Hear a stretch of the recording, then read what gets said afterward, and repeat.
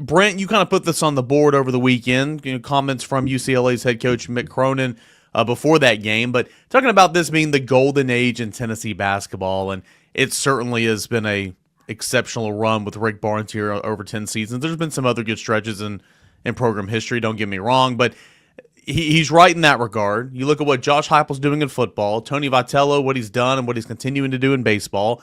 Lady Vols to the Sweet 16 when Kim Caldwell's first year. You look at the non-revenue sports and what tennis and golf and track and field have accomplished. This run for Tennessee athletics here lately, I mean, we say it all the time on All Everything School. It's pretty insane right now. It is, and it's also insane because it just wasn't very good for a while. And so you haven't had this long necessarily of a run. But I mean, you go back to, and I put that on the board because I did something on 104.5 The Zone, talking about the golden age, kind of talking. They were asking me about Cronin's comments, and I talked about the golden age there, and it bothered Ron Slay, because Slay's at the end of the 90s get ignored in basketball, but because of Jerry Green. Now, my thing is, if your golden age is an extended period of time, okay. Jerry Green had 4 years and they ran him out of town. But you go back and look at, the 98, 99 year. I mean, that's a national championship in football. That's a basketball. And basketball, women's basketball won a national title. The men went to the second round of the NCAA tournament. Baseball was I don't know what, I don't have their numbers. They didn't go to the World Series, but they were. Rod Delmonico was still doing some solid things there. They had been in a golden age of baseball pre-Tony Vitello. So what Tennessee's doing right now should be marketed the way it's marketed, and they're having great success. But we had a post on the board on Monday talking about this is the best it's been in 50 plus years in athletics, and that's a little much. Okay, I mean, it is. It's just what you're doing right now is got harmony, Grant, and also like we haven't, Eric, like we haven't seen, right? So Jerry Green's going to the NCAA tournament, and every time he gets to a microphone, it's the great Lady Vols, and they're the big elephant, and he's clearly bothered by the fact that the women's basketball program and Pat Summitt get the publicity they get, right? And he's talking about football and the big elephant that is football. There wasn't harmony.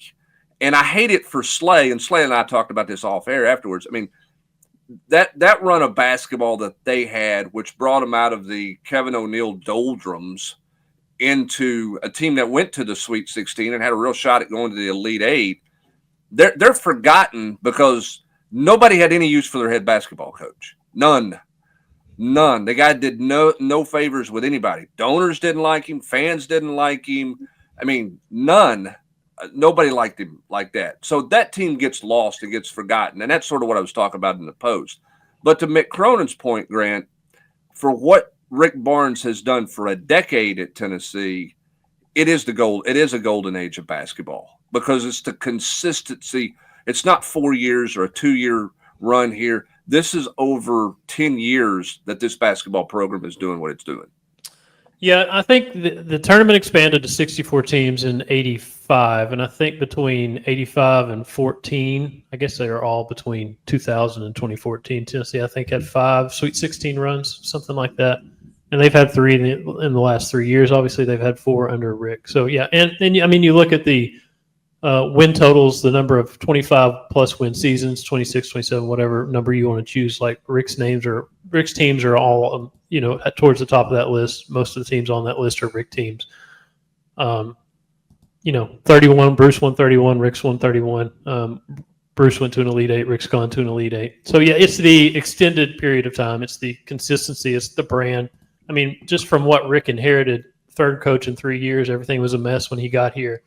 He had a lot of work to do. They had 2 pretty, average to bad years, and then they turned it around in 17, 18, and it's been a national program since then. It's been very much relevant on a national stage. It's going to be a very desirable job whenever he does retire because of what he's done. I mean, it's going to be viewed as one of the better jobs in college basketball because of Rick's what Rick has shown you can do at this program, and you can win at a consistent level. You can win at a high clip the way Rick has done it. So, it's just completely the way he's flipped it. Now, I cannot imagine covering a Jerry Green and covering a team where it's just dysfunctional despite the success. You had Maryland. Kevin Willard was talking about the other day, like Maryland he's basically laying it out in a press conference. They're too cheap to stay an extra night in New York City on one of their trips. Like, could you imagine having to sit through that and deal with that? So, or have to fly on Legion. Well, here's the thing, and this is why I don't get mad at some fan who says it's the best it's ever been and anything like that, because I just made a reference to an era or a time of 3 or 4 years that were 90 let's say 96 to 2000. Okay, that's a long time ago. Mm-hmm. You know what I'm saying? That's 25 years ago. And so if you're a young fan, it's exactly what Austin was talking about earlier. It's a generation of fans that you're getting that were lost because you didn't have anything to hang your hat on for the longest period of time. Baseball was terrible, right? They were awful in the Todd Riley era and the Dave Serrano, era. And now look where they're at. That's a whole generation of fans that you've created in baseball that you didn't have. And you're seeing the resurgence of that.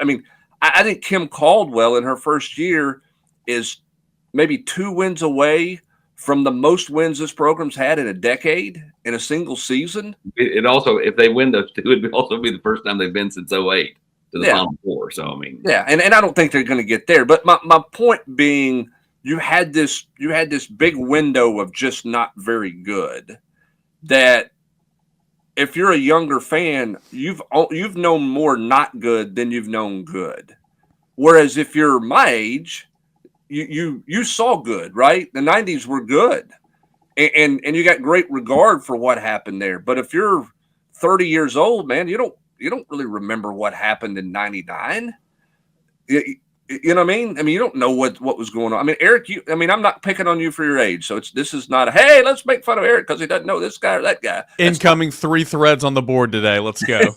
but you don't know, you don't remember Peyton Manning. Your memory of Peyton Manning is as an Indianapolis Colts and a pitch man for a former Tennessee player, not a guy who you watched play on Saturdays in Inland Stadium. You've seen highlights, but you didn't watch him play. Okay, I'm old. I covered his recruitment, right? Yeah.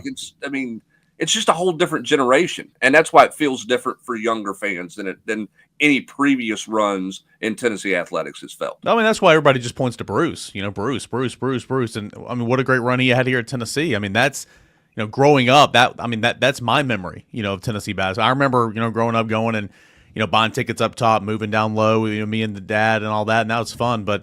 In terms of winning, it's Bruce, and that's why you always see, there's so much conflict, on our board in this fan base of, thinking about the good times with Bruce Pearl, and then, part of the fan base can't stand him and all that and more because that's the most success this program has for my generation, until now with Rick Barnes Grant. A year, I might have told this story on the podcast before, but last year on Selection Sunday, Santiago Vescovi had his family in town, and we were hanging out at the arena, just messing around, and Santi walks his family through, and they had curtains up in the upper deck for, I guess, a concert or something. Like they're making that concert backdrop in the arena. And we basically told Santi, like, years ago they had to put those things up because they couldn't sell tickets in the upper deck, like they couldn't fill the arena, and it like blew his mind. Like he did not understand, like, because all he had known was the arena being full and capacity crowds and all this stuff, and it being a tough ticket to get. So. I think that's kind of like where it is now versus where it's been at points in the past, and not that it hasn't been good in the past. They've had some great runs, obviously, in program history, but the sustained success and the consistency of it. Like I don't know how many years Rick has left. If I could tell you when he was going to retire, I would tell you when he's going to retire. We're going to get asked that question a billion times between now and whenever it happens. But just enjoy it while it lasts because it's going to be tough to replicate. It's going to be tough to replace. Like they could hire somebody who's going to knock it out of the park and just pick it up where Rick left off and keep going with it. They could make a bad hire and go back to struggling. But just enjoy the run while it lasts because they're a winning program. They're winning at a high level. It's been fun to watch. Well, and here's the interesting thing too. Sorry, Eric, I didn't mean to cut you off there. Oh, but no, you're good. here's the interesting thing that I think is unique, that you've almost overcome some dysfunction to get yourself to this point. Tony Vitello is hired by John Curry, who absolutely butchered Tennessee football. Dave Hart hires Rick Barnes, who absolutely created all kinds of controversy with the Lady Vols because of the way he went with the logo stuff there. Right? I mean, here's Danny White has hired Josh Heupel. He's hired Kim Caldwell. But you look at different things that have happened, even in some of the other sports. I mean, Eve, the volleyball coach, was hired on Fulmer's watch. Mm-hmm. Brendan Webb was hired on Fulmer's watch.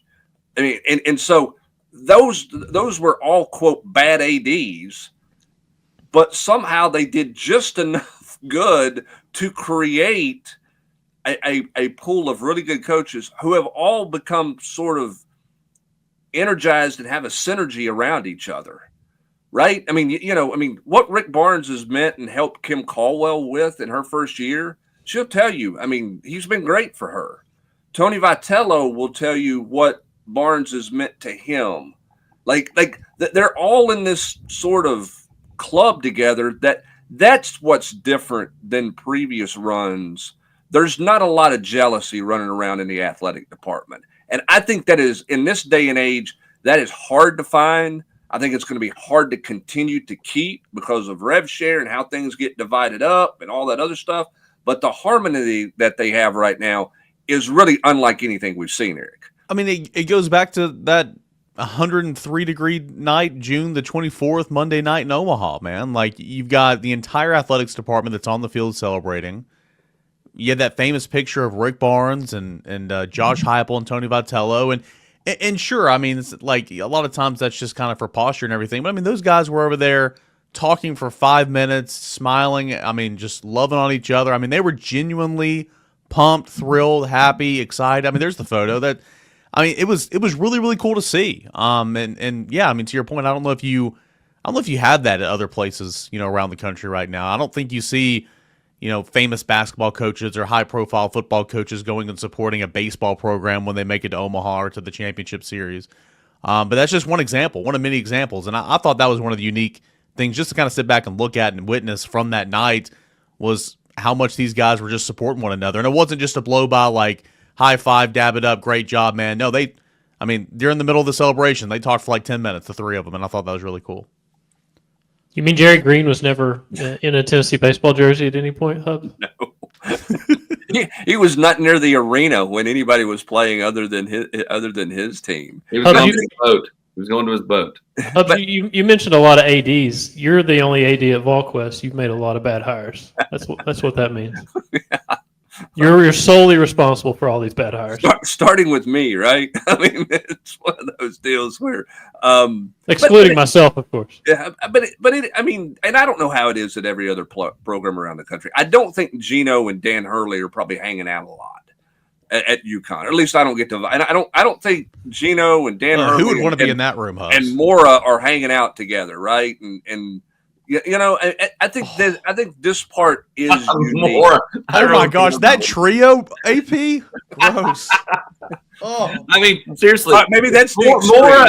Could Mora and Dan Hurley make Gino any more likable? When Gino's the most likable of them all, it's like, good Lord. Oh, but I mean, think about it. I mean, where's Tony Vitello for home basketball games when he can get there? Sitting courtside with a number 5 on his chest. Yeah, he's on Millionaire Row taunting other players and cheering on Zakazi. Hype's out there on the porch. Hype's at the porch. Where's Tony Vitello during football games? Well, he's tackling Mike Eckler on the sideline. Yeah, he's on the sideline yelling at officials. I mean, that's the cool part of it. I mean, and listen, that is the biggest difference to any previous athletic success. I probably have said this now 5 times, and I mean, I have witnessed where coaches were jealous of other coaches in a big time way, and that's just not the case right now, or at least from everybody you talk to and the appearances, it doesn't feel like that's the case, and that is a really, really cool thing.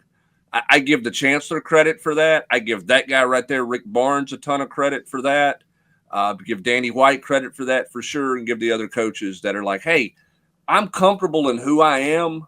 So I hope everybody else wins. I want everybody else to have the most success that they can have. Why does that picture look like Rick has no teeth? Well, he's of a certain age, I guess. It was a late night. He'd already put the dentures up. That's a T, Grant. That's a technical.